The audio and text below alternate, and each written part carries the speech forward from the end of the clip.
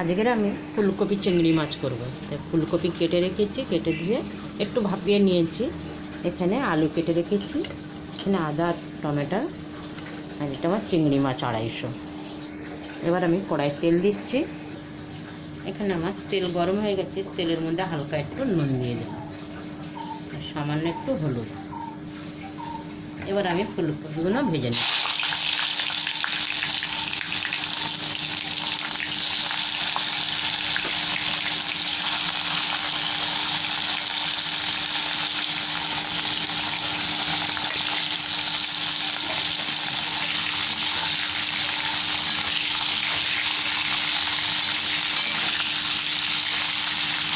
একটা আমি আলুগুলো দিয়ে দিচ্ছি, আর একটাতে ভাজা হয়ে যাবে আমার।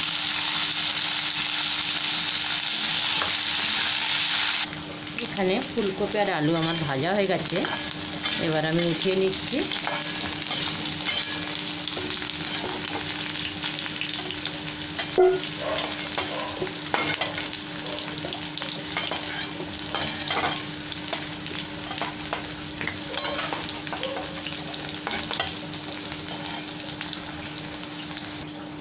এখানে আর একটু তেল দিয়েছি, তো তেলটা গরম হলো।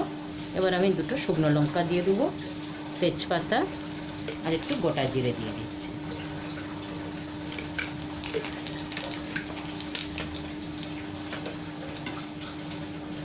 গ্যাসটাকে একদম কমিয়ে দিয়েছি, দিয়ে আবার আদা আর টমেটোটা দিয়ে দিলাম।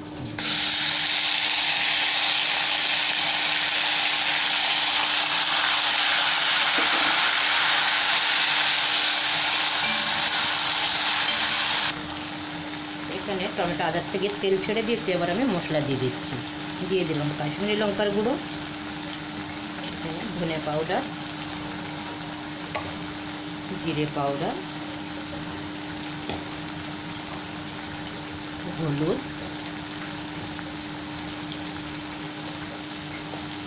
সামান্য একটু নুন দিয়ে মশলাটাকে ভালো করে একটু ভেজে নিচ্ছি। এখানে আমার মশলার থেকে পুরো তেল ছেড়ে দিয়েছে, এবার আমি চিংড়ি মাছটা দিয়ে দিলাম।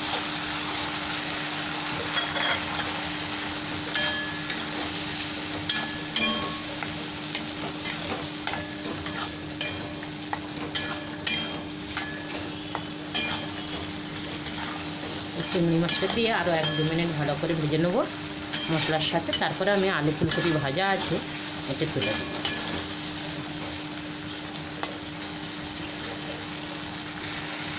4টে কাঁচা লঙ্কা দিয়ে দিলাম, আর এখানে আলু আর ফুলকপিটা দিয়ে দিলাম। এখানে আমার চিংড়ি মাছটা ভাজা হয়ে গেছে।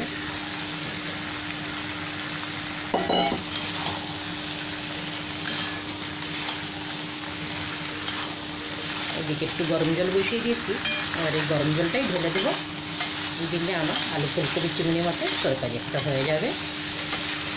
অল্পটুকু লাস্টে আমি একদম গরম মশলা বেটে দিয়ে দেবো।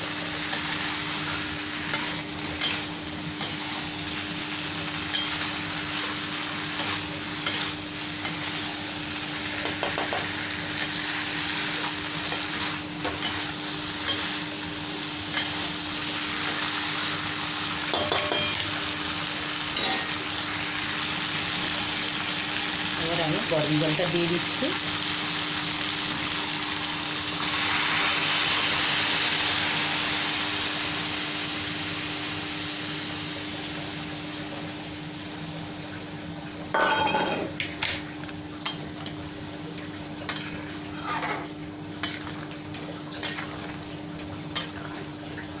এবার আমি গ্যাস কমিয়ে ঢাকা দিলাম। আলুটা একটু বাকি আছে সেদ্ধ হতে।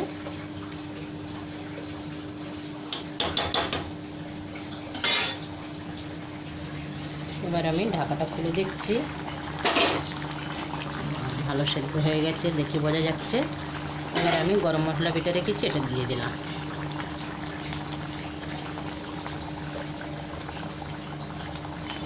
এক ফোঁটা আরও জল দিলাম।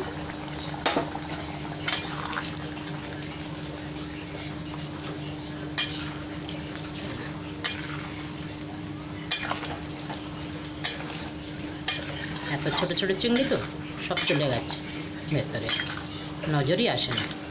ভাজার পরে কিচ্ছু যেন নেই।